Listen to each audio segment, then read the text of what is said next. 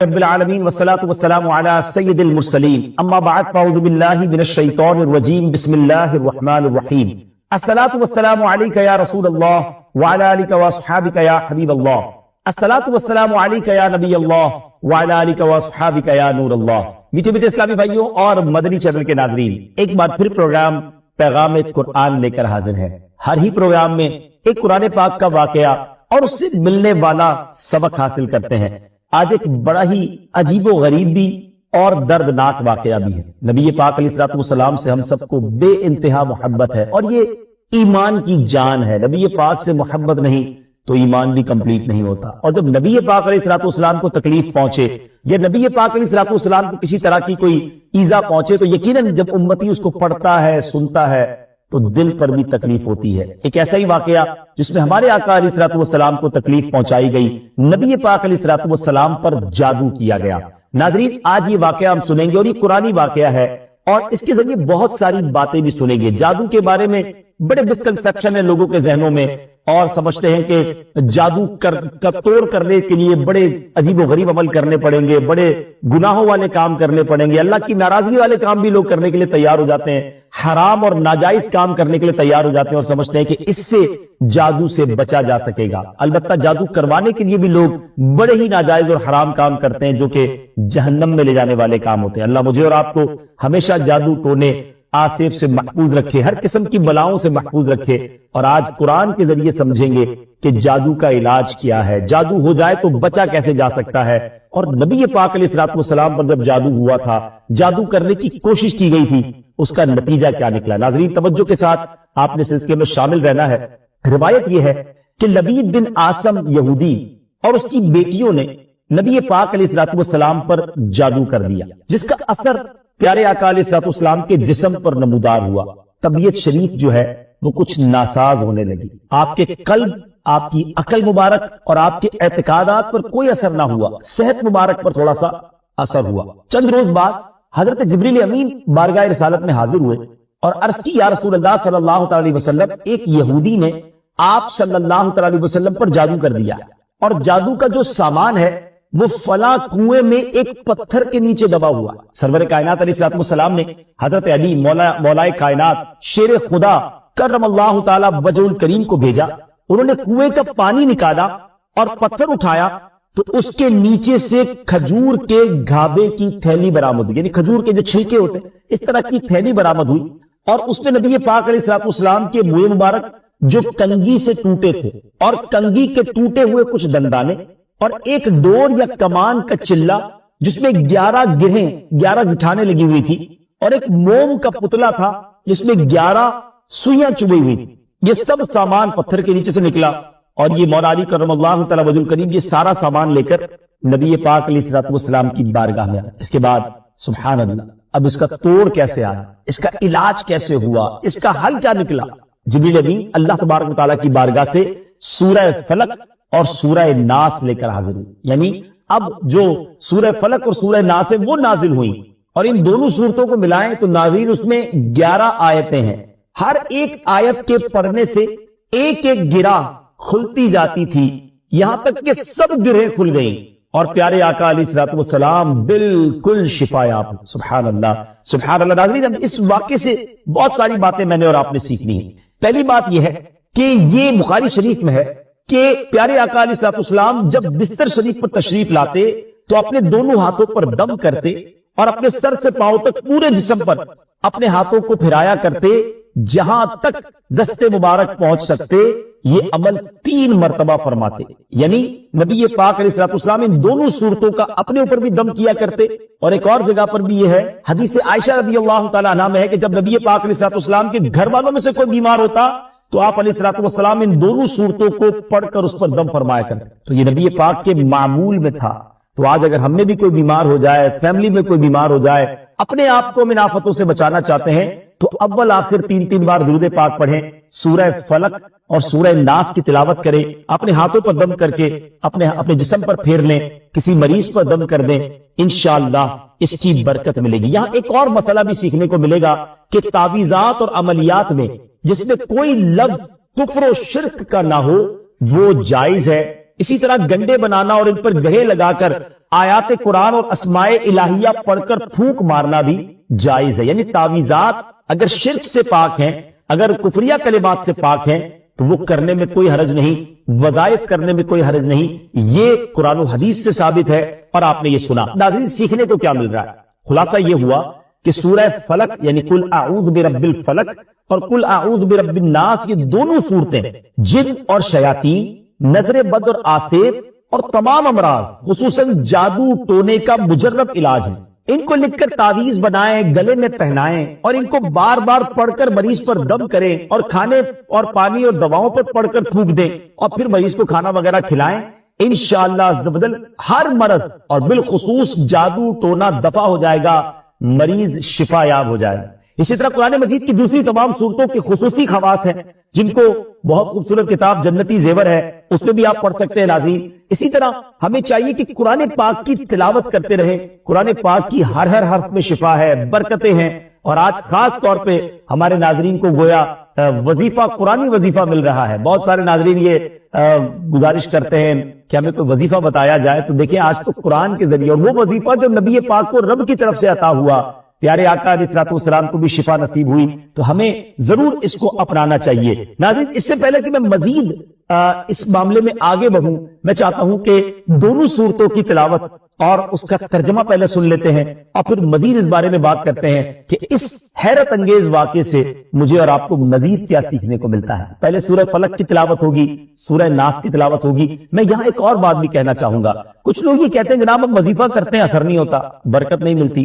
پہلے یہ چیک کر لیں کہ آپ کے مخارج ٹھیک ہیں، آپ تلاوت صحیح مخارج کے ساتھ کرتے ہیں. تو اب جو تلاوت آپ سنیں گے نا تو اس میں یہ بھی چیک کر لیں کہ آپ کیا اسی طرح کے تلفظ کے ساتھ پڑھتے ہیں، اور اگر مسٹیک کر رہے ہیں تو قرآن پاک صحیح طریقے سے پڑھیے، پھر دیکھیے اس کی کیسی برکتیں ملیں. آئیے سورہ فلق اور سورہ ناس کی تلاوت اور اس کا ترجمہ. قل اعوذ برب الفلق من شر ما خلق ومن شر غاسق اذا وقب ومن شر النفاثات في العقد ومن شر حاسد اذا حسد.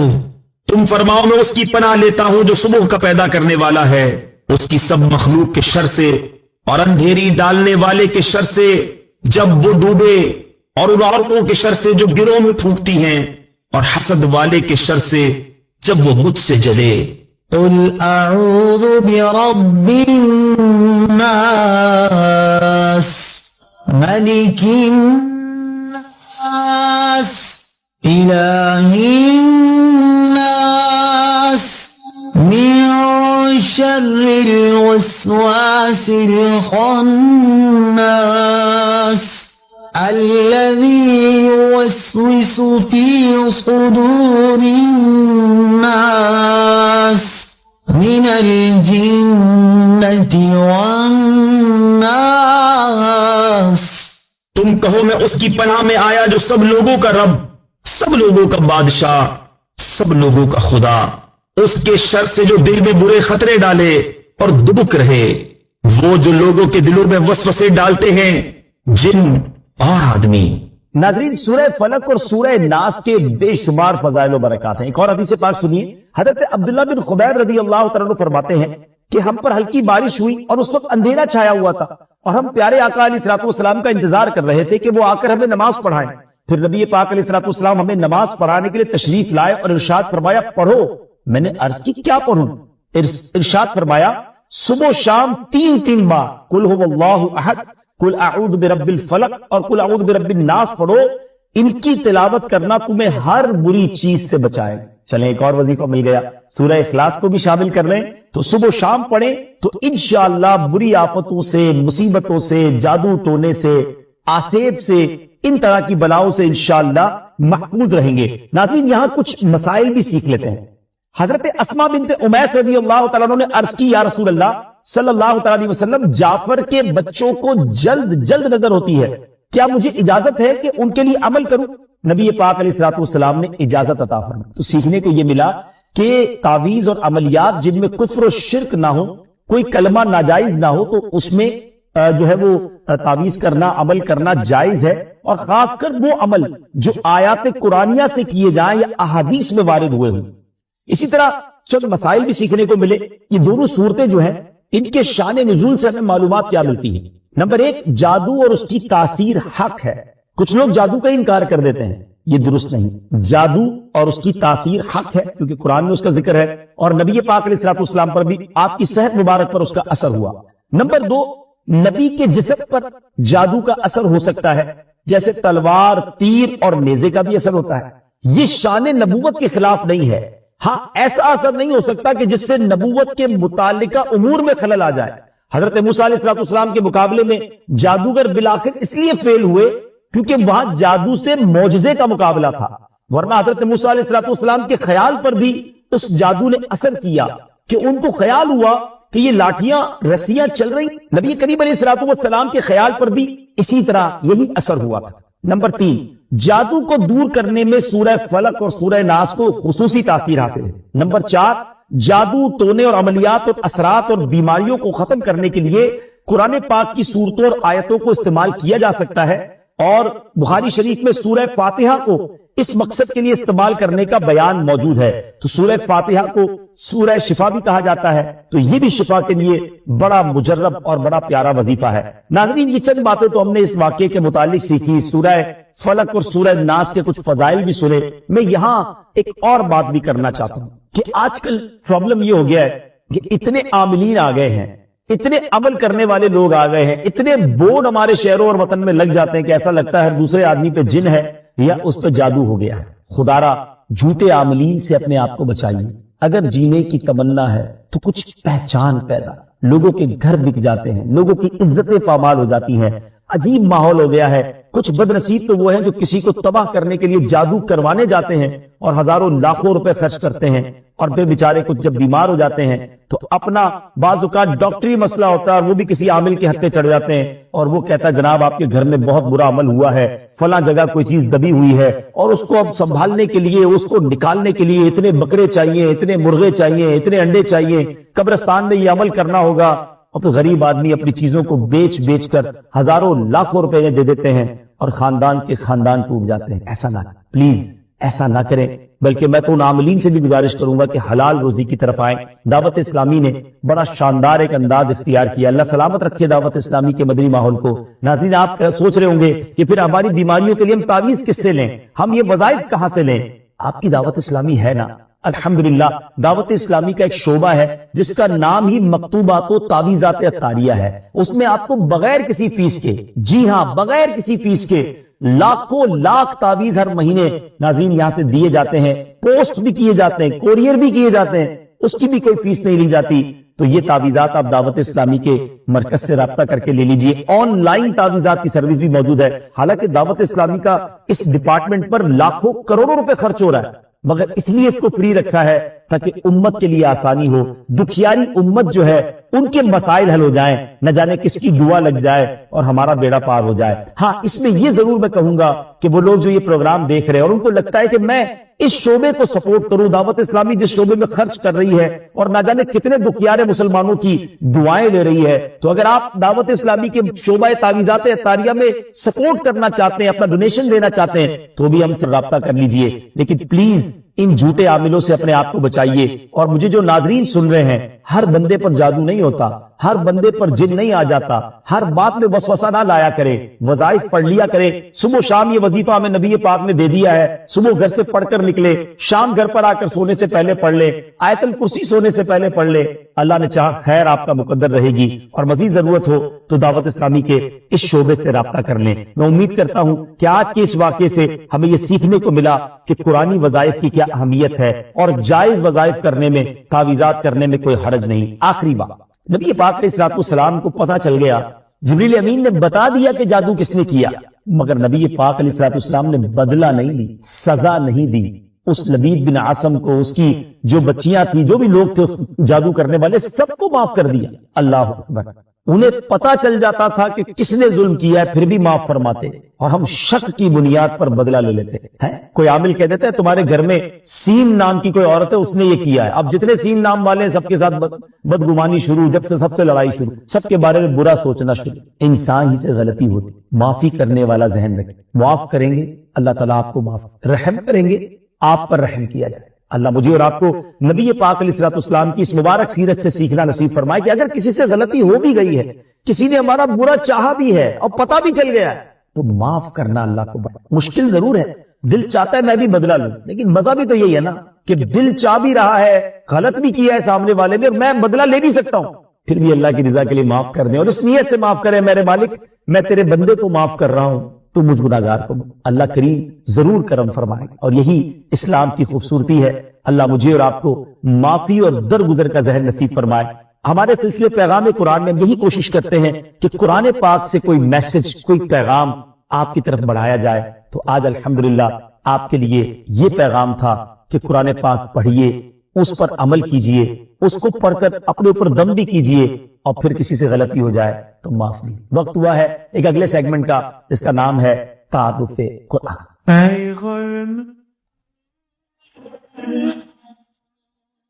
ناظرین، وقت ہوا ہے ہمارے بہت ہی خوبصورت سیگمنٹ تعارف قرآن کا، اور آج تعارف قرآن میں ہم قرآن پاک کی انہی دو سورتوں کی بات کریں گے جس کا ذکر ہم نے اپنے سلسلہ پیغام قرآن میں کیا، یعنی سورہ فلق اور سورہ ناس۔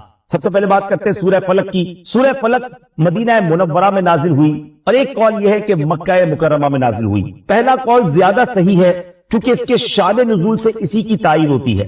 رکوع اور آیات کی تعداد، اس صورت میں 1 رکوع اور 5 آیتیں۔ فلق نام رکھنے کی وجہ، فلق کے کئی معنی ہیں اور یہاں اس سے مراد صبح ہے، اور چونکہ اس صورت کی پہلی آیت میں لفظ موجود ہے، اس مناسبت سے اسے سورہ فلق کہتے ہیں۔ پیارے آقا علیہ الصلوۃ والسلام نے ایک بار اس سورت کے بارے میں ارشاد فرمایا، کیا تم نے نہیں دیکھا کہ آج رات مجھ پر ایسی آیتیں نازل ہوئی ہیں جن کی مثل نہیں دیکھی گئی؟ وہ آیتیں قل اعوذ برب الفلق سورت کے آخر تک اور قل اعوذ برب الناس سورت کے آخر تک ہے۔ سبحان اللہ۔ تو اس سورت کے بارے میں بڑے فضائل نبی پاک علیہ الصلوۃ والسلام نے ارشاد فرمائے۔ ایک بار حضرت عابس جہنی رضی اللہ تعالیٰ عنہ سے روایت ہے کہ نبی پاک علیہ الصلوۃ والسلام نے ارشاد فرمایا، میں تمہیں وہ کلمات نہ بتاؤں جو شریر، جنات اور نظر بد سے اللہ تعالیٰ کی پناہ طلب کرنے میں سب سے افضل ہے؟ انہوں نے عرض کی، یا رسول اللہ صلی اللہ تعالیٰ علیہ وسلم کیوں نہیں، آپ ضرور بتائیے۔ ارشاد فرمایا وہ کلمات یہ دونوں صورتیں ہیں، قل اعوذ برب الفلق اور قل اعوذ برب الناس۔ سبحان اللہ۔ اب آئیے سورہ ناس کے بارے میں کچھ سن لیتے ہیں، اس کی فضیلت بھی جان لیتے ہیں۔ سورہ ناس جو ہے ناظرین، یہ قرآن پاک کی ترتیب کے لحاظ سے سب سے آخری سورت ہے۔ اس کا مقام نزول، سورہ ناس زیادہ صحیح قول کے مطابق مدنی ہے۔ اس سورت میں 1 رکوع اور 6 آیتیں ہیں۔ الناس نام رکھنے کی وجہ، عربی میں انسانوں کو الناس کہتے ہیں، اور اس سورت کی پہلی آیت میں یہ لفظ موجود ہے، اس مناسبت سے اسے سورہ الناس کہتے ہیں یا اسے سورۃ الناس کہتے ہیں۔ سورۃ الناس کے مضامین، اس سورہ مبارکہ میں ان جنات اور انسانوں سے اللہ تعالیٰ کی پناہ مانگنے کی تعلیم دی گئی ہے جو لوگوں کے دلوں میں وسوسے ڈالتے ہیں۔ سورہ فلق کے ساتھ اس کی مناسبت کیا ہے؟ سورۃ الناس کی اپنے سے ماقبل سورت سورہ فلق کے ساتھ مناسبت یہ ہے کہ سورہ فلق میں ظاہری شر سے اللہ تعالیٰ کی پناہ مانگنے کی تعلیم دی گئی تھی، اور اس صورت میں خفیہ شر سے اللہ تعالیٰ کی پناہ مانگنے کی تعلیم دی گئی ہے۔ اللہ تعالیٰ ہمیں ہر طرح کے شر سے محفوظ فرمائے، قرآن پاک پڑھنے، سمجھنے اور اس پر عمل کرنا نصیب فرمائے۔ مدنی چینل دیکھتے رہیے، اگلے سلسلے میں ایک اور پیغام قرآن لے کر حاضر ہوں گے۔ صلو علی الحبیب صلی اللہ تعالی علی محمد صلی اللہ تعالی علیہ وسلم ہے، تو کہا میں تو ان کو نہیں جانتا اور میں تو ان کو مانتا بھی نہیں ہوں۔ اب آپ سمجھیے گا بات کو کہ وہ کہتا ہے نہ میں ان کو جانتا ہوں نہ میں ان کو مانتا ہوں۔ کہ نہیں، مجھے میرے نبی علیہ الصلوۃ والسلام نے آپ کے پاس بھیجا ہے، آپ ہی کے بارے میں اشارہ تھا، آپ کو سلام دینے کا بھی کہا ہے، اور آپ کے لیے ایک بات یہ بھی فرمائی کہ آپ کے لیے جو دعا مانگی گئی تھی نا وہ قبول ہو گئی ہے۔ کہتا ہے اچھا، تم اللہ کی قسم کھا کر کہہ سکتے ہو کہ تمہارے نبی نے بھیجا ہے؟ کہا میں رب کی قسم کھا کے کہتا ہوں، مجھے میرے نبی نے ہی آ کر کہا ہے۔ کہا اچھا۔ اب اس کا ہاتھ پکڑا اور اپنے گھر کے اندر لے گئی۔ چھت پر لے جانے کے بعد کہتا ہے اپنا ہاتھ دو، ہاتھ پکڑ کر کہتا ہے مجھے کلمہ پڑھا اور مسلمان کرو۔ اشہد ان لا الہ الا اللہ واشہد ان محمدا عبدہ ورسولہ۔ اس نے کلمہ پڑھا، مسلمان ہو گیا۔ مسلمان ہونے کے بعد اس نے اپنے بیٹے کو بلایا، بیٹے کو کہا بیٹا دیکھو میں مسلمان ہو گیا ہوں، اگر تم مسلمان ہوتے تو ٹھیک ہے، ورنہ تمہارا میرا آج سے رشتہ ختم۔ بیٹا کہتا ہے بابا جان آپ مسلمان ہو گئے، میں بھی کلمہ پڑھتا ہوں، کلمہ پڑھ کے وہ بھی مسلمان ہو گیا۔ اب جتنے لوگ اس گھر میں بزنس کرنے آئے تھے، لیتی دیتی کرنے آئے تھے، پیسے وصول یا بزنس میٹنگ چل رہی تھی، سب کو اس نے پتہ کیا کہا دیکھو بھائیو میں مسلمان ہو گیا ہوں، تم میں سے بہت سارے وہ لوگ ہیں جن کے اوپر میرے پیسے نکلتے ہیں، آج جو مسلمان ہوگا سارے پیسے معاف، اور جو مسلمان نہیں ہوتا میرے پیسے دو، تمہارا میرا کاروبار ختم۔ بڑی تعداد میں لوگوں نے کلمہ پڑھا، وہ بھی مسلمان ہو گئے۔ اپنی بیٹی کو بلایا، بیٹی کو کہا بیٹی دیکھو میں بھی مسلمان ہو گیا ہوں، تمہارا بھائی بھی مسلمان ہو گیا ہے، اگر تمہیں بھی مسلمان ہونا ہے تو مسلمان ہو جاؤ۔ اچھا بدقسمتی کی بات یہ ہے کہ مجوسی جو ہوتے ہیں نا، ان کے اندر بھائی بہن کی شادی کی اجازت ہوتی ہے، وہ بھائی بہن شادی کرتے ہیں معاذ اللہ۔ تو تھوڑے دنوں پہلے ہی انہی بھائی بہن کی شادی کی تھی اس نے، تو بہن کہتی ہے کہ بابا جان جب سے شادی بھائی کے ساتھ ہوئی میرا دل مطمئن نہیں تھا، واقعی یہ بات درست نہیں ہے کہ بھائی سے شادی ہو، میں بھی کلمہ پڑھتی ہوں، کلمہ پڑھ کر وہ بھی مسلمان ہو گئے۔ اب وہ جو بندہ پیغام لے کر کے آتا کہتا رکے تو صحیح، مجھے تو بتائیں بات کیا ہے، ابھی تھوڑی دیر تو پہلے آپ کہہ رہے تھے میں ہمارے نبی کو نہیں جانتا، تمہارے نبی کو نہیں جانتا، اب سارے کلمہ پڑھی جا رہے ہیں، مجھے تو بتائیں یہ راز کیا ہے۔ وہ کہتا ہے اب میں تمہیں بتاتا ہوں بات کیا ہے۔ کہتا ہے بات یہ ہے کہ کچھ دنوں پہلے ہی اپنی بیٹی اور بیٹے کی میں نے شادی کی، بہت بڑی دعوت کی، بہت بڑا کھانا کیا، پورے شہر کے لوگ آئے، بہت دھوم دھڑکا کیا ہم نے۔ جب رات تھک ہار کے میں اپنے کمرے میں سویا تو مجھے بالکل گھر کے برابر والے گھر سے رونے کی آواز آئی، میں نے کان لگائے تو بچیاں تھیں اور کہہ رہی تھی امی جان یہ ہمارے پڑوسی نے ہمارے ساتھ اچھا نہیں کیا۔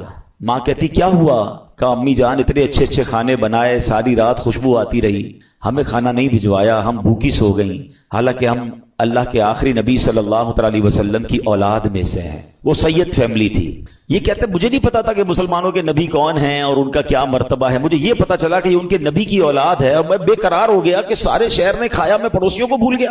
اس نے فوراً جناب اپنے خادمین کو کہا اچھے سے کپڑے تیار کرو، کپڑے تیار کیے، کھانا پیک کیا اور فوراً ان کے گھر پہ کھانا بھجوایا۔ تھوڑی دیر بعد کہتا ہے اب میں نے پھر کان لگائے تو ماں کہتی دیکھو بیٹا پڑوسی کتنا اچھا ہے، کھانا بھی بھجوایا، کپڑے بھی بھجوائے، اب بچوں کھانا کھا لو۔ کہ ماں ہم کھانا کیسے کھائیں، ہمارا پڑوسی تو مسلمان ہی نہیں ہے۔ تو ماں کہتی بیٹا اللہ کی طرف سے رزق آیا ہے کھا لو۔ کہتی نہیں ماں جب تک نہیں کھائیں گے جب تک پڑوسی کے لیے دعا نہ کریں۔ ان سیدزادیوں نے ہاتھ اٹھائے اور دعا کرنے لگی کہ یا اللہ ہمارے پڑوسی کو ایمان کی دولت عطا فرما دے، اور آج اس نے ہماری دستگیری کی ہے، ہماری مشکل آسان کی ہے، بروز قیامت ہمارے نانا جان کی سے شفاعت نصیب فرما۔ پڑوسی کہتا ہے تم نے جب آ کر کہا نا کہ جناب رسول اللہ نے مجھے سلام بھیجا ہے اور کہا ہے دعا قبول ہو گئی ہے، تو میں سمجھ گیا ہوں کہ میرے ایمان لانے کا وقت آ گیا ہے، اب میں مسلمان بھی ہوتا ہوں۔ اور سنو یہ بھائی بہن کی جو میں نے شادی کی تھی نا میرے بیٹے اور بیٹی کی، 50% جائیداد تو میں نے ان کے نام کر دی تھی، 50% اپنے لیے رکھی تھی، اب تو ویسے ان کی شادی ختم ہو گئی، یہ میری جائیداد کا 50% میں تمہیں دیتا ہوں، جاؤ تو اپنے بال بچوں پہ خرچ کرو۔ وہ بندہ جو ایک دن پہلے جس کے بچے بھوکے سو رہے ہیں وہ اربوں پتی ہو جاتا ہے، وہ پورے جائیداد کا 50% لے کر گھر آتا ہے۔ اب اس واقعے کو لکھنے کے بعد میرے پیارے اسلامی بھائیوں علماء نے بہت خوبصورت باتیں اس پہ ارشاد فرمائی۔ اب ذرا اس ایک واقعے کو اگر سمجھیں کہ مشکل ہو، پریشانی ہو، تکلیف ہو، دنیا والوں سے نہ مانگیں۔ ایک یہ بھی بڑا پرابلم ہو گیا ہے کہ آج تھوڑا سا پرابلم ہو تو دوسروں سے مدد مانگنے نکل پڑتے ہیں۔ خودداری یہ ہے کہ میری پرابلم میں جانوں، میرا رب جانے، کسی کا احسان کیوں اٹھائیں، کسی کو حالات کیوں بتائیں، تم ہی سے مانگیں گے تم ہی دو گے، تمہارے در سے ہی لو لگی ہے۔ ہم نے دیکھا ہے جو ایک بار ہاتھ پھیلاتا ہے نا پھر اس کا ہاتھ پھیلا ہی رہتا ہے۔ اللہ سے ہمیشہ دعا کرنا اے اللہ ہمیں صرف دینے والا ہاتھ عطا فرما، کبھی مانگنے والا ہاتھ نہ عطا فرما۔ مشکل آتی ہے انسان پر، کوشش کرے کہ کسی کی مدد نہ لینی پڑے۔ اللہ اور اس کے رسول اپنے معاملات کم کر دیں، اپنے خرچے کم کریں، اپنے معاملات کو جتنا ہو سکے منیمائز کر دیں، تو کسی سے مدد نہ مانگیں۔ اور یہی اسلام کو مطلوب ہے کہ بندہ خودداری کے ساتھ چلے۔ اور پھر سبحان اللہ درود پاک کیسا وظیفہ ہے کہ پھر غیب سے مدد ہوتی ہے جب بندہ اللہ اور اس کے رسول کی طرف توجہ کرتا ہے نا۔ شاعر کہتے ہیں نا ہر درد کی دوا ہے، ہر درد کی دوا ہے صلی علی محمد، تعویذ ہر بلا ہے صلی علی محمد صلی اللہ علیہ وسلم۔ تو ہمیں درود پاک کثرت سے پڑھنا ہے۔ اور ادھر امیر آدمی کے ساتھ کیا ہوا کہ آل رسول کی خدمت، سید زادگان کی خدمت کی تو اللہ نے اسے ایمان کی دولت عطا فرما دی۔ تو یہ بھی اپنی زندگی کا حصہ بنائیں۔ میں مشورہ دوں گا میرے پیر و مرشد امیر اہل سنت، فاؤنڈر آف دعوت اسلامی مولانا محمد الیاس اتار قادری صاحب بڑی پیاری توجہ دلاتے ہیں۔ آپ فرماتے ہیں جس نبی کے در کا صدقہ ہم کھاتے ہیں نا ان کی آل کی خدمت کیا کرو، وہاں سے اور عطا کیا جائے گا۔ تو ہمیں کیا کرنا چاہیے؟ اپنی انکم کا पॉसिबल हो ना तो 1%, 2% जितनी अल्लाह ने आपको तौफीक दी है वो फकत सैयद साहिबान के लिए अलग रख लें। अपने ऑफिस में एक अकाउंट खोलें कि जनाब मेरी जितनी इनकम होगी मैं इतना % जो है वो आले रसूल की खिदमत करूंगा। आप ये करके देखें, आप हैरान हो जाएंगे आपकी रोजी पे कितनी बरकत आना शुरू हो जाती है। मैं आपको इसको लॉजिकली समझाता हूं। कोई आपका दोस्त हो, आपके घर पे आए, आपके बच्चों को तोहफा दे और बार बार आपके बच्चों को गिफ्ट भिजवाता रहे, आपके बच्चों के लिए खैर खाई का इजहार करे, आपके बच्चों का ख्याल रखे, आपको कैसा लगता है कि अरे मेरे बच्चों से कितना प्यार करता है। बच्चे तो प्यार करते ही करेंगे आपके उस दोस्त से, आपको भी प्यार हो जाएगा। मुझे बताएं ना, कोई उम्मती जब नबी पाक के बच्चों से प्यार करेगा, आका की आल की खिदमत करेगा, तो नबी पाक को कितना प्यारा लगेगा वो है। फिर वहां से एक निगाह रहमत होनी है ना। सारे बिगड़े काम सफर जाने हैं। बरेली के ताजदार आला हजरत यही तो समझाते हैं कि तेरी नस्ले पाक में है बच्चा बच्चा नूर का, तेरी नस्ले पाक में है बच्चा बच्चा नूर का, तू है ऐने नूर, तेरा सब घराना नूर का। सरकार की आल की खिदमत ये बहुत बड़ी सादत है। कोई एक फैमिली ढूंढ ले, कोई एक खानदान ढूंढ ले और बस उसको बांध ले कि भैया मैंने इसकी खिदमत करनी है। ये समझ ले आप उसकी खिदमत नहीं कर रहे हैं, ये आप उसको पेश कर रहे हैं और उसकी बरकतें आपको मिलना शुरू हो जाएंगी। देखिए सैयद साहिबान का एक मसला भी समझ लें। आज के दौर में प्रॉब्लम ये, लोग पहले तो ज़कात पूरी नहीं निकालते, ज़कात के अलावा पैसे वैसे ही नहीं देते। अब सैयदों को ज़कात वैसे ही नहीं लगती, वो तो माल का मैल है ना, मैल दोगे क्या माल का सरकार की आल को। तो अब वहां देना तो साफ पैसा चाहिए था, लोग साफ पैसा खर्च ही नहीं करते। तो सैयद साहिबान कहां जाएंगे? जो गरीब सैयद साहिबान है वो किधर जाएंगे? हमें ये ख्याल रखना होगा कि जैसे मेरे बच्चे हैं ना, ये मेरे आका अलैहिस्सलाम की औलाद है, ये उनकी नस्ल में से हैं। तो जिस तरह अपने बच्चों का ख्याल रखते हो, ऐसे कोई एक फैमिली, कोई एक बच्चे जो है, कुछ बच्चे सैयद फैमिली के अपने जिम्मे ले लें और फिर आप देखें इंशाअल्लाह। और आप गौर करेंगे ना, आपको आसपास ही मिल जाएंगे, बस ऐसा नहीं मिलेंगे। आप थोड़ा सा गौर करेंगे, हो सकता है आपके मुलाजमीन में से कोई होंगे, आपके आसपास पड़ोसियों में से कोई सैयद फैमिली निकल आएगी। तो ये खिदमत करें और फिर देखें कि इसकी बरकतें कैसे नसीब होती हैं। अल्लाह पाक हम सबको आले रसूल का खिदमतगार बना दे।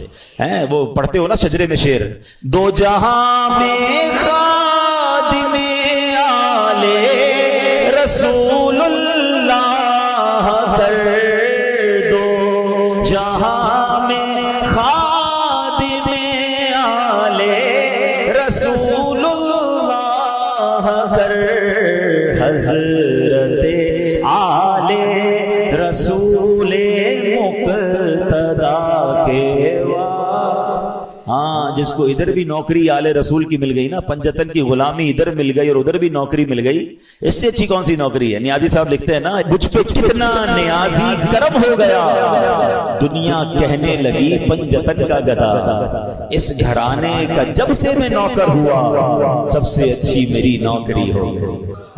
आका की आल का गुलाम बन जाऊं, उनका नौकर बन जाऊं, और क्या चाहिए? फिर देखो कैसा नवाजते हैं इंशाअल्लाह। तो नियत करें इंशाअल्लाह आले रसूल की खिदमत करेंगे। दुरूद पाक पढ़ लीजिए मोहब्बत के साथ, सल्लु अलल हबीब, अल्लाहुम्मा सल्लि अला सय्यिदिना व मौलाना मुहम्मदिन अदद मा फी इल्मिल्लाहि स्वलातन दाइमतन बिदवामी मुल्किल्लाह। शैतान कितना बड़ा दुश्मन है, कुरान पाक आपने पढ़ा सुना होगा, बार बार, एक जगह नहीं कई बार कुरान में फरमाया, इन्नहु लकुम अदुव्वुम मुबीन, शैतान तुम्हारा खुला दुश्मन है। एक जगह इरशाद होता है, इन्न शैतान लकुम अदुव्वुन फत्तखिज़ूहु अदुव्वा, फरमाया बेशक शैतान तुम्हारा दुश्मन है और तुम भी इसे अपना दुश्मन समझो। प्रॉब्लम यह है कि कुरान बार बार ये समझा रहा है कि तुम्हें उससे दुश्मनी रखनी है, दोस्ती नहीं कर लेनी, उसके वार समझने हैं। देखिए दुनिया का दस्तूर समझिएगा, जब तक एनिमी की चालें नहीं पता होंगी ना, एनिमी की अटैक्स पता नहीं होंगे कि कहां कहां से हमला करता है। कई मुल्कों की फौजें डिजाइन ही उस तरह होती है कि एनिमी के पास कौन सा वेपन है, दुश्मन फौज के पास वेपन, हमारे पास भी उसका तोड़ होना चाहिए, है उसके पास एयरक्राफ्ट कैसे, वैसे ही हमारे पास, जैसे रॉकेट वैसा हमारे पास नेवी जैसी। बंदा यही तो सोच के प्लान करता है कि दुश्मन किधर से अटैक कर सकता है। तो शैतान को तो अल्लाह कुरान में फरमा रहा है तुम्हारा दुश्मन, और तुम भी उसे दुश्मन समझो। मगर बदकिस्मती यह है कि बहुत बड़ी तादाद जो है वो शैतान से दुश्मनी नहीं दोस्ती कर लेते हैं। कितनी बुरी बात है, अल्लाह का भी दुश्मन है, हमारा भी दुश्मन है और उससे दोस्ती कर रहे हैं। कुरान में एक जगह इरशाद फरमाता है, अफतत्तखिज़ूनहु व ज़ुर्रियतहु औलिया मिन दूनी व हुम लकुम अदुव्व बि'स लिज़्ज़ालिमीन बदला। फरमाया तो ऐ लोगों, क्या तुम उसे और उसकी औलाद को मेरे सिवा दोस्त बनाते हो, हालांकि वो तुम्हारे दुश्मन हैं, जालिमों के लिए क्या ही बुरा बदला है। اللہ فرماتا ہے وہ تمہارے دشمن ہے، دوست مت بنانا.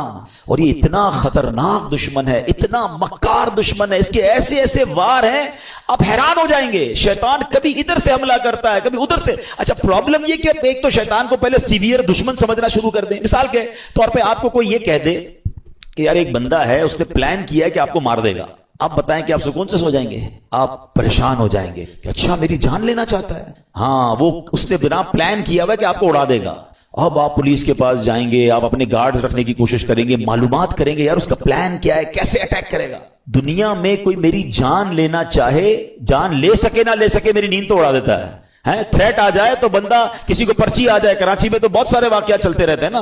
ہمارے پاس بھی بیچارے لوگ دعا کے لیے آتے ہیں، بھائی فون آ گیا ہے، فلاں چیز آ گئی ہے، ہوتا کچھ نہیں ہے، اس بیچارے کی نیند توڑ جاتی ہے. اللہ تعالیٰ ہم سب کو عافیت میں رکھے، ان ظالموں کے ظلم سے بچائے، دہشت گردوں کی دہشت گردیوں سے بچائے. مگر these are all examples for all of us, کہ یہ جب ہمارے ساتھ ہوتا ہے تو ہمارا کیا حال ہو جاتا ہے. افریقہ کے کئی ملک جہاں کڈنیپ کی دھمکیاں اور پتہ نہیں کیا کیا چل رہا ہوتا ہے دنیا میں. اچھا آپ میں سے کچھ لوگ ہوں گے کہیں گے یار مجھے تو کوئی دھمکی نہیں آئی، اللہ کا شکر، اللہ کرے کبھی آئے بھی نہ آپ کو. مگر یہ والی دشمنی تو قرآن نے بتا دی ہے نا، یہ دھمکی تو آپ کے پاس موجود ہے، یہ اٹیک، اور یہ دشمن آپ کا بھی ہے. وہ دشمن ہو نہ ہو، یہ دشمن سب کا ہے. قرآن کہہ رہا ہے تمہارا کھلا دشمن ہے. کیا اس کے لیے کوئی پلاننگ کی؟ اس سے بچنے کا کوئی غور کیا؟ اس کے لیے کسی کے پاس گئے کہ یار یہ کدھر کدھر سے حملہ کر سکتا ہے؟ مجھے ایک بات بتائیں، کوئی میری جان لے سکتا ہے دنیا میں، میری دولت لے سکتا ہے، مگر یہ سب چیزیں کم ہے. شیطان میرا ایمان لے سکتا ہے، اس سے قیمتی چیز کوئی نہیں ہے میرے پاس.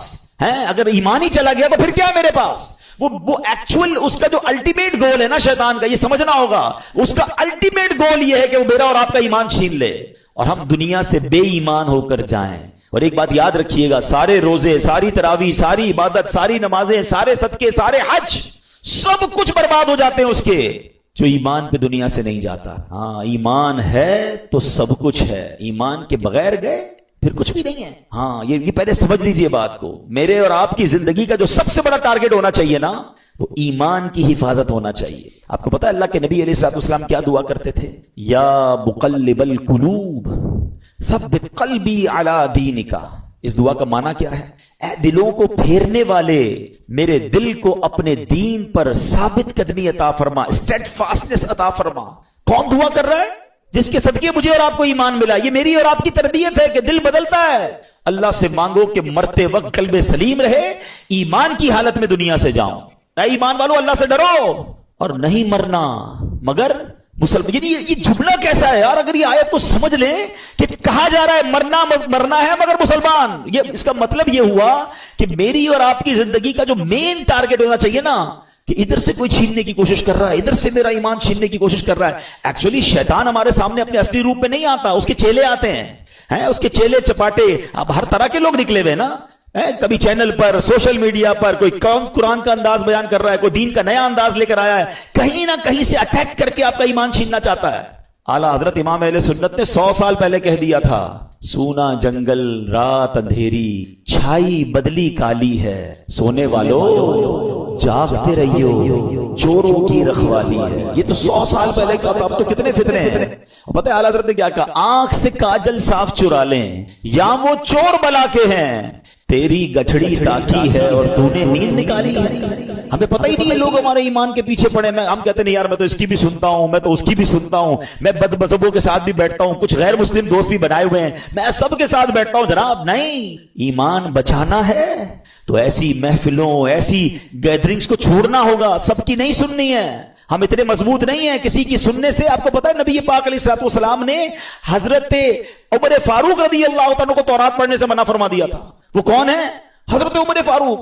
اب بتائیے میری اور آپ کی کیا اوقات ہے؟ بندہ کہتا ہے میں ذرا دوسروں کی کتابیں بھی پڑھوں گا، دوسروں کے دلائل بھی سنوں گا. ارے پہلے مجھے اپنے دین کے بارے میں کچھ پتا نہیں ہے اور میں چلا سب کی باتیں سننے. تو ایمان بچانا ہے تو اس کی فکر کرنی ہے. اچھا اب میں آپ کو شیطان کے کچھ واقعات کے ذریعے سمجھاتا ہوں کہ کیسا مکار ہے، کیسا گیم کرتا ہے. ایک کتابوں میں لکھا، برسیسا نامی ایک شخص تھا اور بہت بڑا عبادت گزار تھا. اس بندے نے 200 سال اللہ کی عبادت کی اور ایک بھی گناہ نہیں کیا. اچھا اب ایسا کوئی نیک بندہ ہو تو شیطان کہاں چھوڑے گا اس کو. یہ میں ایک اور بات آپ کو بتا دوں کہ شیطان نیک آدمی پر زیادہ حملے کرتا ہے. یاد رکھیے گا, جو پہلے ہی کچھ نہیں کر رہا اس کو شیطان نے کہا تو ساڑھا ساتھی ہے, نہ نماز پڑھ رہا ہے, نہ روزے رکھ رہا ہے اور بدکاریاں کر رہا ہے, شراب پی رہا ہے. نہیں, اس کے لیے پرابلم ہے نیک آدمی جو نمازیں پڑھ رہا ہے, جو روزے رکھ رہا ہے, جو نیکی کی نیت کر بیٹھا ہے, جو علم دین سیکھ رہا ہے, وہ بے چین رہتا ہے اس کے بارے میں. تو آپ جتنا دین کی طرف آئے نا, اب تیار ہو جائیں. He will attack you, but انشاءاللہ اللہ کی رحمت سے ہم اپنے آپ کو بچائیں گے انشاءاللہ. ہماری کوئی اوقات نہیں, ہم اللہ سے ہی مدد مانگیں گے انشاءاللہ, اور مانگتے رہا کرو رب سے مدد. اے اللہ شیطان کے مقابلے میں میری مدد فرما, مجھے طاقت دے, مجھے قوت دے, اور اس مردود کے مقابلے میں مجھے کامیابی عطا فرما. ٹھیک ہے. بہرحال اب شیطان کی تو حالت خراب, 200 سال کوئی گناہ نہیں. شیطان پہنچ گیا اس کے پاس انسانی صورت میں, اور جا کر کہتا ہے کہ مجھے آپ کے ساتھ عبادت کرنی ہے. اللہ کا نیک بندہ کہتا ہے مجھے اللہ کی عبادت میں کوئی دوست نہیں چاہیے, میں جانوں میرا رب جانے, مجھے کوئی نہیں چاہیے. اس کا ایک عبادت خانہ تھا, وہ اس پہ عبادت کرتا تھا. اس نے شیطان کو انٹری نہیں دی. اس مردود نے کیا کیا تھا, انسانی صورت میں اسی نیک آدمی کے گھر کے باہر بیٹھ کر عبادت شروع کر دی, ڈھونگ کے لحاظ میں. اب وہ کھڑکی سے دیکھتے پورا دن ہو گیا, رات ہو گئی, عبادت کیے جا رہا ہے. 1 دن 2 دن 3 دن, نہ کھانا نہ پینا نہ سونا. برسیسا حیران کہ یار میں 200 سال سے عبادت کر رہا ہوں, مجھے بھوک بھی لگتی ہے, مجھے نیند بھی آتی ہے, نہ اس کو نیند آ رہی ہے نہ اس کو کھانے کی ضرورت ہے. دروازہ کھول کے کہا بھائی یہ تو بتاؤ تمہیں یہ عبادت کہاں سے سیکھی ہے, تمہیں نیند بھی نہیں آتی, تمہیں کھانا بھی نہیں کھانا. کہتا بات یہ, میں اسی لیے تو آپ کے پاس آیا تھا, آپ نے تو مجھے لفٹ ہی نہیں کرائی. میں آپ کو اصل راز بتاؤں, مسئلہ یہ ہے کہ میں نے زندگی میں ایک گناہ کیا. جب مجھے نیند آتی ہے نا, مجھے وہ گناہ یاد آ جاتا ہے, میں پھر چونک جاتا ہوں, پھر خوف خدا طاری ہوتا ہے, میں جاگتا ہوں. بھوک لگتی ہے, پھر وہ گناہ یاد آتا ہے. آپ کا پرابلم ہی آپ نے کوئی گناہ نہیں کیا ہے. اب دیکھو شیطان کا وار. اگر آپ کو یہ لیول چاہیے نا عبادت کا کہ نہ آپ کو نیند آئے نہ آپ کو جناب بھوک لگے اور آپ ساری رات اللہ کی عبادت کرتے رہے, آپ ایک گناہ کر لیں. کہتا ہے عجیب آدمی ہوں, جس رب کی عبادت کر رہا ہوں وہاں اس کی بارگاہ میں گناہ کروں, پھر نہیں ملے گی ایسی پھر آپ کو لذت نہیں ملے گی. اب دیکھیں کیسا خطرناک وار ہے. برسیسا کہتا ہے اچھا پھر مشورہ دو کون سا گناہ کروں. شیطان سے کہتے ہیں کون سا گناہ کروں. شیطان کہتا ہے پھر ایسا کریں آپ بدکاری کر لیں. کہتا ہے خدا کا خوف کر, اتنا بڑا گناہ, زنا بدکاری میں کروں؟ نہیں میں نہیں کرتا. کہ پھر ایسا کرے قتل کر لے. کہ کیسے آدمی ہو, میں کسی بندے کو مار دوں قتل کروں؟ نہیں میں نہیں کرتا. اچھا پھر ایسا کرے شراب پی لیں. کہتے ہیں ہاں یہ تھوڑا چھوٹا گناہ لگ رہا ہے. اب یہاں ایک اور بات سیکھنی ہے. میں تھوڑے واقعات کو بریک اس لیے کرتا ہوں کہ ٹو دی پوائنٹ آپ کو بات بھی سمجھ آئے. ہمارے اندر بہت سارا شیطان نے دماغ میں ڈالا یار یہ چھوٹا گناہ یہ کر لو, یہ بڑا ہے یہ نہیں کرو. پتہ نہیں اپنے طور پہ ہم نے کیٹیگری بنا لی ہے. سمجھیے بات کو, ہمیں نہیں پتا کون سا گناہ رب کی نافرمانی کا اور غضب کا اور ناراضگی کا باعث بن جائے, وہی گناہ میں جہنم کے گہرے گڑھے میں ڈال دے. کسی گناہ کو چھوٹا مت سمجھنا. ٹھیک ہے. برسیسا کہتا ہے ہاں یہ ٹھیک ہے, شراب پی لیتا ہوں. شراب پی, نشہ چڑھا, اور پی, اب بدکاری کی, اور جب بدکاری کر لی تو اب قتل بھی کر دیا. اللہ اکبر. پولیس آئی اور برسیسا کو پکڑ کے لے گئی. اب جب پھانسی کا حکم ہو گیا, پھانسی گھاٹ پر برسیسا موجود تھا. شیطان ادھر پہنچ گیا. کہتا ہے ایک راستہ ہے, میں تجھے بچا سکتا ہوں. کہ بدبخت تیری وجہ سے تو میں پھانسی میں پہنچ گیا, تو نے کہا گناہ کر لے, مجھ سے ایک نہیں 3 گناہ ہو گئے اور آپ پھانسی پھندے پر آ گئے. بولے میں بچا سکتا ہوں. بولو بتاؤ کیسے بچ سکتا ہوں. کہا تم ایسا کرو, خدا کا انکار کرو اور مجھے سجدہ کر دو. برسیسا کی بدبختی دیکھیں, اس نے شیطان کو سجدہ کیا, خدا کا انکار کیا, اور اسی وقت پھانسی پر اس کو لٹکا دیا گیا. کفر کی موت وہ مر گیا. یہ ہے شیطان. ہم اس کی باتوں میں آ جاتے ہیں, ہمیں لگتا ہے نہیں یار میں بڑا پکا ہوں, 1-2 گناہ ہی تو کیے, تھوڑی سی تو پرابلمز ہیں, تھوڑی سی غلط جگہوں پہ جا رہا ہوں, نماز بھی تو پڑھتا ہوں. کوئی یوں ہی لے جاتا ہے, وہ ایک کر کے سٹیپ بائی سٹیپ ہم پہ اٹیک کرتا ہے. ایک حدیث پاک یاد رکھیے گا, یہ جو نوجوان اور ہم سب اس میں مبتلا ہے, بدقسمت ہم سب نے کچھ نہ کچھ گناہ پالے ہوئے ہیں. نیکیاں بھی کر رہے ہیں, گناہ بھی کر رہے ہیں, کچھ عادتیں گندی ہیں جو دل میں لگی ہوئی ہیں, وہ نہیں چھوٹتی نہیں ہیں. میں آپ کو پرابلم بتاؤں کیا ہے, پہلے حدیث سن لے پھر آپ کو پرابلم سمجھاتا ہوں.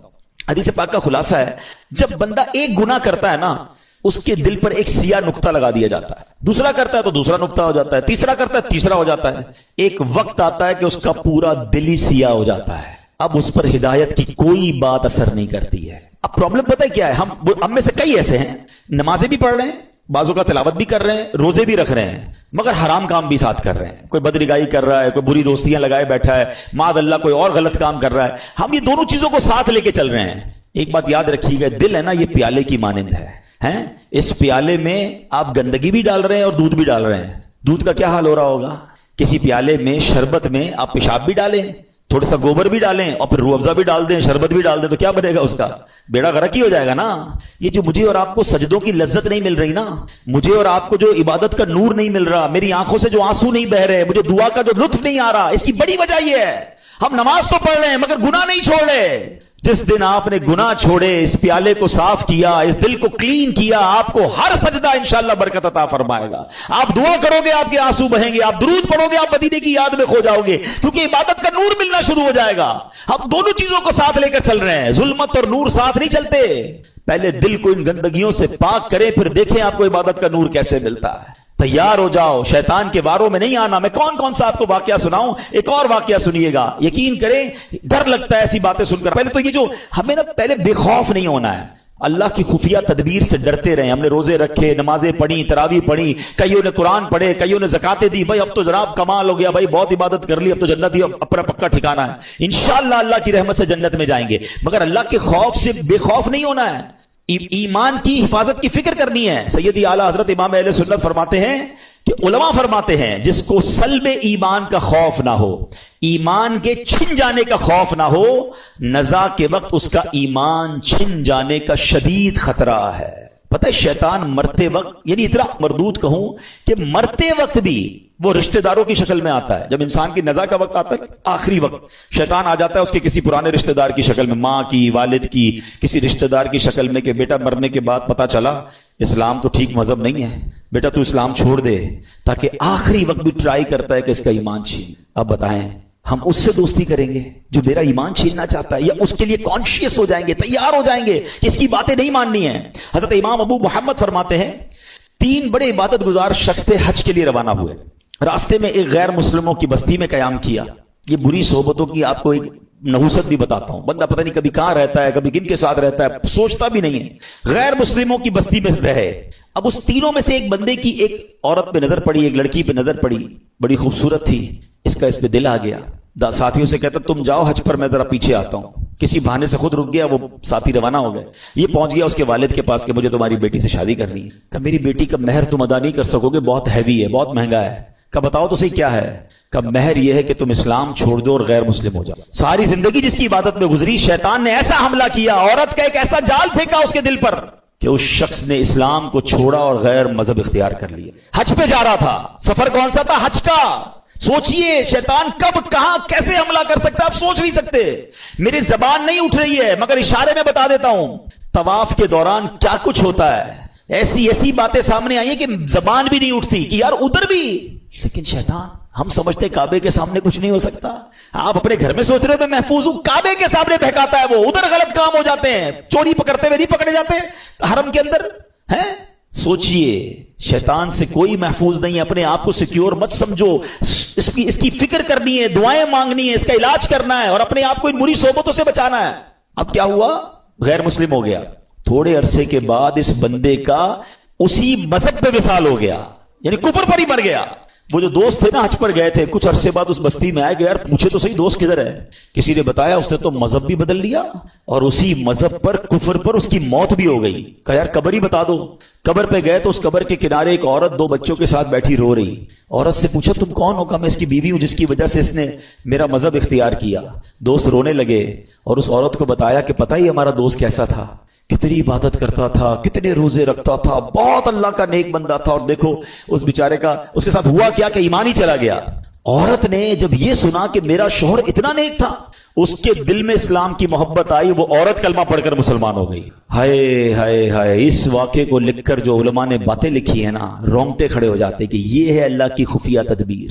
وہ جس عورت کے لیے غیر مسلم ہوا, وہ غیر مسلم کی موت مرا, اور اس کے مرنے کے بعد اللہ نے اس عورت کو ایمان کی دولت عطا فرما دی. یہ اللہ پاک کے فیصلے ہیں. اللہ کی خفیہ تدبیر سے ڈرو, اپنے ایمان کی فکر کرنی ہے, شیطان کے واروں سے بچنے کا ذہن بنانا ہے. اللہ کرے آج کے اس بیان میں ہم یہ سمجھ جائیں اور پریپیئر ہو جائیں کہ رمضان کے بعد ہمیں اس مردود کی بات نہیں ماننی ہے. ایک بزرگ کے بارے میں آتا ہے, بڑا کمال کا انہوں نے سوال کیا. ایک بار نیک آدمی کی شیطان سے ملاقات ہو گئی. انہوں نے شیطان سے کہا کہ اے ابلیس بتا میں تیرے جیسا کیسے بن سکتا ہوں. Very strange question. ابلیس کہتا ہے پوری دنیا میں آج تک کبھی مجھ سے کسی نے ایسا سوال نہیں کیا, میرے جیسا کون بننا چاہتا ہے. کہ بس تو بتا دے تیرے جیسا بننے کا طریقہ کیا ہے. ابلیس تو خوش ہو گیا, چلو ایک دوسرا پارٹنر ملا, بھائی کوئی تو ہے جو میرے جیسا بننا چاہتا ہے. کہ بہت آسان ہے میرے جیسا بننا. آپ 2 کام کر لیں کہ آپ نمازوں میں سستی کریں اور جھوٹی ہو یا سچی بس زیادہ قسمیں کھایا کریں. اور نیک شخص پتہ کیا کہتا ہے, میں اللہ تعالیٰ سے وعدہ کرتا ہوں زندگی میں آئندہ کبھی یہ 2 کام نہیں کروں گا. شیطان کہتا ہے آپ نے دھوکہ دیا مجھے, مجھ سے میرا راز لے لیا, میں بھی وعدہ کرتا ہوں کہ آئندہ کبھی کسی کو نصیحت والی بات نہیں بتاؤں گا. مگر what we get from that incident, یہ دو باتیں بڑی خطرناک ہیں, نمازوں میں سستی اور یہ بات بات پر قسمیں کھانا. کچھ لوگوں کا تو تقیہ کلام ہے, اللہ کی قسم, رسول کی قسم. ارے بھائی تم سے قسمیں کس نے بولا ہے؟ ہر بات میں قسم کھانی ہے. سودا بیچنا ہے تو قسم, کیوں قسمیں کھانی ہے؟ پلیز قسموں کی عادت ختم کریں. یہ سودا بک تو جاتا ہے قسمیں کھا کے, برکت اڑ جاتی ہے. لیکن پہلی بات زیادہ سیویئر ہے نا, نمازوں میں سستی. ہم زبان سے نہیں کہتے مگر ہم زبان حال سے پریکٹیکلی کیا میسج دے رہے ہوتے ہیں کہ اے شیطان جب تک تو بند تھا نا تب تک ہم اللہ کے بندے تھے, تب تک مسجدوں میں جاتے رہے. اب جب تیری باری ختم, اب تو چھوٹ کے آئے گا تو ہم اب تیری بات مانیں گے. کیا اس بار بھی ایسا پیغام دو گے؟ نیت کر لیں انشاءاللہ, کچھ بھی ہو جائے اس بار مسجد چھوڑ کے نہیں جائیں گے انشاءاللہ. نمازوں کی پابندی کریں گے. یہ شیطان کا وار ہے, وہ پہلے سست کرتا ہے نماز میں, یاد رکھیے گا. پہلے آپ کی جماعت جائے گی, ٹھیک ہے, اس کے بعد وہ کہے گا سنتیں پڑھنے کی کیا ضرورت ہے, نفل پڑھنے کی کیا ضرورت ہے. یہ بڑا مکار ہے. آپ دیکھیے پتہ ہے شیطان کے پلاننگ کیا ہوتی ہے. اتنا مکار ہے کہ نمازی کو یہ نہیں بولے گا نماز چھوڑ دے, پتہ یہ پکا ہے بھائی نمازی کہ جماعت چھوڑ دینا یار, کوئی بات نہیں, گھر میں بھی تو ہو ہی جاتی ہے. پہلے جماعت چھوڑوائے گا, مسجد سے دور کر دیا. اب کہے گا یار اتنی بڑی نماز پڑھنے کی کیا ضرورت ہے, نفل تو چھوڑ دے, ڈائریکٹ نفل چھوٹیں گے. پھر کہے گا سنتیں چھوڑ دے, سنتیں چھوٹیں گی, اور آخر میں آپ کا فرض بھی چلا جائے. یہ آپ کے میرے حصار ہیں, یہ عبادتوں کے حصار ہیں. یہ آپ سمجھیے گا, آپ کے گھر میں باؤنڈری ہوتی ہے نا, میری نماز کا حصار کیا ہے, میرے فرض کا حصار ہے واجب. یہ سمجھ لیں باؤنڈری ہے. واجب کے بعد ایک باؤنڈری ہے سنت کی, اس کے بعد ایک باؤنڈری ہے نفل کی. اگر میں نے نفل پکڑ کے رکھے نا میرے سنت نہیں جائے گی, اگر سنت پکڑ کے رکھے تو واجب نہیں جائے گا, واجب پکڑ کے رکھے تو فرض نہیں جائے گا, اور یہ سب چھوڑتا گیا تو ایک ایک کر کے وہ سب لے جائے گا. اچھا یہ ایک اور اس کی مکاری بتاؤں. پہلے تو پلان کرتا ہے کہ کسی نیک آدمی سے کوئی بڑا گناہ کرا دے, شراب پلا دے, بدکاری کروا دے, قتل کروا دے. جب یہ دیکھتا ہے نا یار یہ تو کچھ کر ہی نہیں رہا ہے, میری مان ہی نہیں رہا ہے, تھکتا نہیں ہے. یاد رکھیے گا اتنا خطرناک اینیمی ہے, اس کو نیند نہیں آتی, ہمیں نیند آتی ہے. ہم اس کو دیکھ نہیں سکتے, وہ ہمیں دیکھ رہا ہے. بلکہ روایتوں میں آیا یہ ہمارے بلڈ میں, ہماری رگوں کے اندر چل رہا ہوتا ہے. اتنا خطرناک دشمن ہے, اور ہم سوئے ہوئے ہیں, ہمیں فکر ہی کوئی نہیں ہے. ایک نعرہ لگاتے ہیں شیطان کے خلاف جنگ جاری رہے گی, صرف نعرہ لگاتے ہیں, کمبل اوڑھ کے سو جاتے ہیں. او بھائی تیار بھی تو کرو اپنے آپ کو کہ کیسے جنگ لڑو گے, ٹھیک ہے. اب جب یہ دیکھتا ہے نا کہ یار یہ نیک نمازی آدمی ہے, نہ شراب پی رہا ہے, نہ بدکاری کر رہا ہے, نہ قتل کر رہا ہے, نہ کسی کو ظلم کر رہا ہے, اب کیا کروں, تھکتا نہیں ہے. اب اس کو کہتا ہے عبادت میں اس کی عبادت کم کروا دوں, گناہ نہیں کروا پا رہا نا, اس کے درود کم کروا دوں, اس کی تلاوت کم کروا دوں, اس کی جماعت چھوڑوا دوں. اچھا اب دیکھتا ہے یہ بھی نہیں کر پا رہا. اب یہ شیطان کا ایک ایسا آلہ آ گیا ہے کہ جس کے گھر میں ٹی وی نہیں تھا, جس کے گھر میں کبھی فلم VCR نہیں آیا تھا. یار ہم کئی ایسے لوگوں کو جانتے ہیں جنہوں نے کبھی زندگی میں فلمیں نہیں دیکھی تھی, مگر یہ ایک ایسا آلہ آ گیا کہ ایک بٹن دباؤ تو پتہ نہیں دوسری دنیا میں بندہ پہنچ جاتا ہے. اب نیک نمازی آدمی سے بھی اس کے ذریعے گناہ کرواتا ہے. میرے ہی پیسے لگے, میں ہی انٹرنیٹ کا بل بھر رہا ہوں, میں نے ہی لاکھوں روپے کا موبائل لیا اور مجھے ہی جہنم میں لے جا رہا ہے. کیا بے وقوفی ہے یار. سوچئے یہ شیطان کے وار ہیں, یہ ساری روحانیت منٹوں میں برباد ہو جاتی ہے جب آپ اپنی آنکھیں حرام دیکھتی ہیں. اچھا پھر ایک اور کیا کرتا ہے کام, دیکھیں میں آپ کو کچھ شیطان کی چالیں بتا رہا ہوں. ایک اور پھر پتہ کیا کرتا ہے کہ اگر آپ کسی نیکی میں بہت ساری نیکی کر ہی رہے ہیں, صدقہ بھی دے رہے ہیں, زکوٰۃ بھی دے رہے ہیں, خیرات بھی دے رہے ہیں, اب اس کا ایک اور وار یہ کہ یار نیکی تو کر لی اس نے, اب یہ کہتا ہے اس کی نیکی برباد کرواؤ. اب نیکی برباد کیسے ہو سکتی ہے بھائی, میں نے کر تو لی, نماز بھی پڑھ لی, روزہ بھی رکھ لیا, صدقہ بھی دے دیا, رسید بھی آ گئی, فطرہ بھی دے دیا. نہیں جناب, he have some weapons to destroy your all good deeds. اب کیسے, اب وہ بندے کو کہتا ہے اس کو لوگوں کو بتا. اب ریاکاری شروع کرے گا, میں ذرا لوگوں کو بتاؤں بھائی میں نے تو بڑی رات کو 5,000 روپے خرچہ کیا, میں نے مہنگا والا فطرہ دیا ہے, میں جناب تہجد بھی پڑھتا ہوں, میں تو جناب قرآن 3 بار ختم کیا ہے. اب لوگوں کو بتانا شروع کریں گے. سمجھیے یہ بات, یہ شیطان کا بڑا خطرناک وار ہے. آج کسی سے ملاقات کرے نا, آئی صاحب کیسے ہیں, طبیعت ٹھیک ہے, بس اللہ کا بہت کرم ہے جناب, 2010 میں حج پہ گیا تھا تو 2015 سے 5 بار عمرہ کر چکا ہوں الحمدللہ. ہمارے گھر کے برابر میں جو مسجد ہے اس کی چھت بھی ہم نے ڈلوائی تھی, بس افطاری کا سامان بھی اپنے گھر سے ہی جاتا ہے. 5-7 منٹ میں حاجی صاحب نے 15 سال پرانی نیکیاں ساری گنوا دی. کیوں بھائی, میں نے تو طبیعت پوچھی تھی آپ سے, یہ کب پوچھا تھا کہ اپنی ذرا بیلنس شیٹ دیجیے. اچھا ایک اور عجیب بات ہے, آپ کو 15 سال پرانا حج یاد ہے, کل جھوٹ بولا تھا وہ یاد ہے, آپ نے اللہ کی راہ میں 1 لاکھ روپے چندہ دیا وہ یاد ہے, 5 لاکھ روپے حرام کے کمائے وہ یاد ہیں. یہ سوچئے, یعنی ہم گناہ کر کے بھول ہی جا رہے ہیں اور نیکیاں بار بار ریمائنڈ ہو رہی ہیں, بار بار ریکال ہو رہی ہے. یہ شیطان کا وار ہے. یاد رکھیے گا, بزرگان دین کے یہ اقوال ملتے ہیں کہ اپنے گناہ یاد رکھنا اور نیکیاں بھول جانا یہ اللہ کی عبادت ہے. اور ہمارا سرکل ہی الٹا ہے, ہمیں گناہ تو یاد ہی نہیں ہے. यकीन करें एक हफ्ता पुराना गुनाह याद नहीं होगा आपको और मुझे, लेकिन 25 साल पुरानी बचपन की नेकी भी याद होगी। क्यों? ये शैतान का वार हम समझ नहीं पा रहे। ये हमारे साथ गेम करता है कि नेकी कर ली ना, पहले तो कोशिश की ना करें, अब कर ली तो छुपाने नहीं देता, और फिर बार बार पहले तो कहते थे नेकी कर दरिया में डाल, अब नेकी कर फेसबुक पे डाल, हैं? और जनाब अब तो एक राशन का बोरा देते हैं, 5 आदमी सेल्फी खिंचवा रहे हैं, उस गरीब का भी मजाक उड़ा रहे हो यार। क्यों? अल्लाह की राह में दे रहे हो, लोगों को दिखाने के लिए दे रहे हो। ये हम बहुत बड़ा लॉस करते हैं अपना, करोड़ों रुपए बांट कर भी सवाब ना मिले। आप सोचिए, इसको इस तरह समझिए कि एक बंदा कयामत के दिन जाए और उसको पता हो कि यार इतने रोजे, इतने हज, इतनी ज़कातें देकर आया हूं, और उसको कहा जाए कि जाओ हमारे पास तुम्हारे लिए आज कुछ भी नहीं है, उन लोगों से मांगो जिनके लिए दिखाने के लिए किया था। इससे बड़ी मायूसी होगी? कयामत के दिन कोई और तरीका होगा वो नेकियां रीगेन करने का? नहीं, ये नल एंड वॉइड हो जाती है नेकियां। ये शैतान का बहुत खतरनाक वार है जो लोग नहीं समझ रहे। लेकिन नहीं जनाब, हमें तो दुनिया को, अच्छा सिर्फ खर्चे की बात नहीं है, हर इबादत है। तवाफ कर रहे हैं तो वहां से लाइव आ रहे हैं, वहां से सेल्फियां बन रही, काबे को पीट करके दुआएं करके दिखा रहे हैं, गुंबद खजरा को पीट करके लोगों, क्यों ये सब हो रहा है? आप सोचिए, वो तकद्दुस मुकामात को हम पामाल कर रहे हैं, हर हाथ में मोबाइल है, औरतें तवाफ कर रही हैं, आप दुनिया को दिखाने के लिए औरतों की वीडियो दुनिया को भेज रहे हैं। मक्का पाक में एक नेकी 1 लाख नेकी के बराबर है हुदूद हरम के अंदर, मगर एक गुना 1 लाख गुना के बराबर है। अच्छा, लोगों को यह भी अकल नहीं है कि अपने घर वालों को कहते हैं मैं तुम्हें काबा दिखा रहा हूं। अरे घर वालों की तो वीडियो बंद कर दो, आपकी घर की औरत दुनिया पीछे तवाफ करते हुए उसको देख रही है, वो किस हालत में बिस्तर पर बैठी सोई। अच्छा, घर का कोई फर्द बैठा है, क्यों? मतलब इतना भी सेंस नहीं है यार।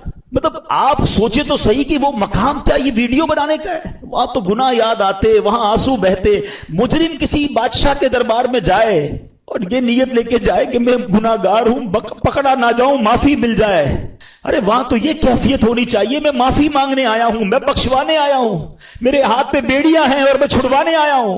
इस कैफियत में तवाफ करो यार, इस कैफियत में मदीने जाएं कि मुजरिम हूं जहां भर का, महशर में भरम रखना, रुसवाए जमाना हूं दामन में छुपा लेना। ये कैफियत होनी चाहिए ना। चला हूं एक मुजरिम की तरह मैं जानिबे तैबा, नजर शर्मिंदा शर्मिंदा, बदन लर्जीदा लर्जीदा। मगर क्या करें, इस दिल का तसल्ली नहीं होती यार, जब तक लोगों को पता ना चले कि मां बदौलत हर साल रमजान में उम्रा करते हैं, 27वीं को फला जगह पे था तो 29वीं को फला जगह पर था। तो यार सोचिए ये क्या कर रहा है, ये शैतान के वार समझिए। पहले ही थोड़ी नेकियां हैं हमारे पास, वो भी लोगों को दिखा के क्या बर्बाद कर देंगे। थोड़े दिनों पहले हमने एक और टॉपिक डिस्कस किया था कि शैतान हमसे एक और क्या मिस्टेक करवाता है, हमें गीबत करवाता है। और गीबत नेकियों को कैसे खा जाती है? फरमाया कि गीबत तो यह है कि जिस मुसलमान की गीबत की ना, आप अपनी नेकियां उसके अकाउंट में ट्रांसफर कर रहे हैं। यानी पहले मैंने रोजे रखे, मैंने नमाजें पढ़ी, मैंने सदके दिए, और अब किसी की गीबत की तो ये सारी नेकियां चली गई उसके अकाउंट में। इससे बड़ी बेवकूफी क्या है? तो try to understand the weapon of शैतान। और हमें जब तक इन बातों का इल्म नहीं होगा तब तक हम फिर शैतान के वारों से बच नहीं पाएंगे। बहुत सारी बातें याद आ रही हैं कि शैतान किस किस तरह लोगों को, उनकी नेकियों को बर्बाद करता है। तो ऐ मेरे प्यारे इस्लामी भाइयों, अब हमने ये जहन बना लेना है, हमने इंशाअल्लाह शैतान के वारों में नहीं आना है। ठीक है? अच्छा, ये एक ही बयान से शैतान के सारे वार भी समझ जाएं और जनाब शैतान जो है वो हम शैतान पे काबू भी पा लें, उससे मुकाबला भी कर लें, इट्स नॉट दैट पॉसिबल। हमें इन तमाम वारों से बचने के लिए, अपने आप को मजबूत करने के लिए हमें अच्छा माहौल अपनाना होगा, हमें अपनी गैदरिंग्स को बदलना होगा। हम अच्छे दोस्तों में बैठेंगे। देखिए सोबत कैसे असर लाती है, आपको प्रैक्टिकल बताता हूं। आप किसी के घर में जाएं, किसी की मैयत हो गई हो और वो रो रहा हो आपके सामने, या किसी तकलीफ में रो रहा हो, आपकी क्या कैफियत होती है? आपकी भी आंखें नम हो जाती हैं, आप बाहर निकल के भी दिल अफसुर्दा होता है। आपके साथ तो कुछ नहीं हुआ जनाब, मगर किसी को अफसुर्दा देखा, आप पर असर पड़ा ना। किसी के घर जाए, बच्चा पैदा हुआ है या उसको कोई बहुत अच्छा तोहफा मिला है या वो बहुत खुश है आपका दोस्त, खुशी खुशी में